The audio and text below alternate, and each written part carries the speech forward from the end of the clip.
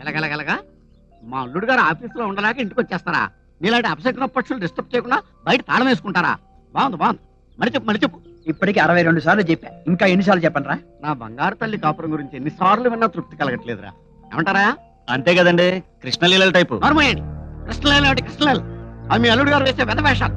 మీరు కాబట్టి మీ అల్లుడు గారు మీ కూతురు గారిని శ్రోతం తీసుకొచ్చినా నోరు మూసుకుంటున్నారు. నేనైతే కత్తెట్టుకు నరికేసేవాడిని. రేయ్ కూర్చో కూర్చో. ఉత్తిన కోపం తెచ్చుకోకు. రేయ్ నీ అల్లుడు నీకు ఆ పని పెట్టర్రా? ఇప్పటికి 6 నెలల నుంచి చూస్తున్నాను కదా, వాళ్ళిద్దరికి ఈ లోకంతో పనే లేదు.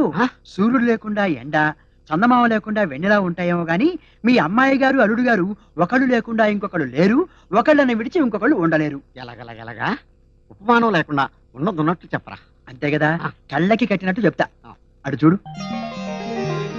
రాధా రాధా, ఏంటండి మళ్ళీ ఆఫీస్ జుమ్మా కొట్టొచ్చేసారా? అర్జెంట్ గా సూట్ కేసు క్యాంప్కి వెళ్ళాలి. ఏంటి సడన్ గా? బిజినెస్ ట్రిప్, టికెట్లు కూడా బుక్ అయిపోయినాయి. టికెట్లు బుక్ అయిపోయాయి అంటున్నారు. ఎవరెవరు వెళ్తున్నారేంటి? నేను ఇంకో అమ్మాయి. ఎవరు అమ్మాయి? రాణి. ఓహో, ఇద్దరు కలిసి ఒకే కార్లో వెళ్తారా? ఎస్.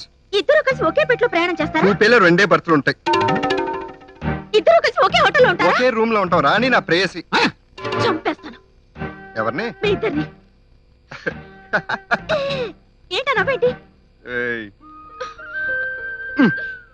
నీ పూర్తి పేరేంటి? రాధారాణి.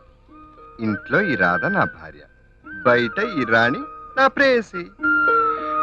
నిజంగా?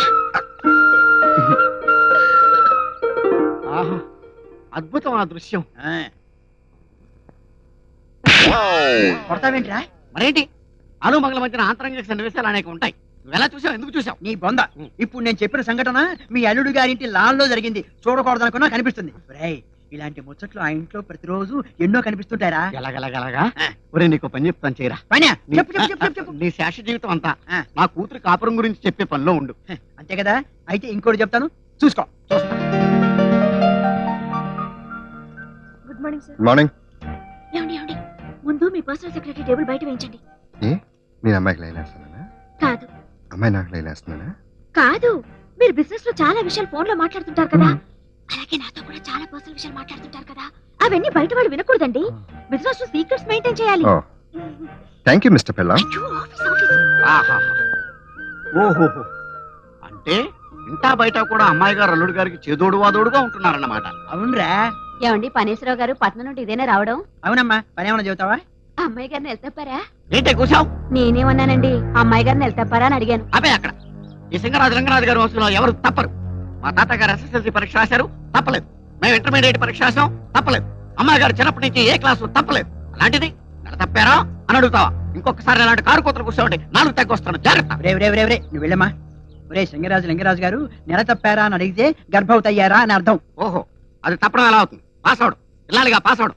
త్వరలోనే మా అమ్మాయి గారు ఫస్ట్ క్లాస్ లో పాస్ అయి 12 బిడ్డలు ఎత్తుకుంటారు. శుభం. శుభం నువ్వు చెప్పకూడదు. నువ్వు చెప్పు. శుభం.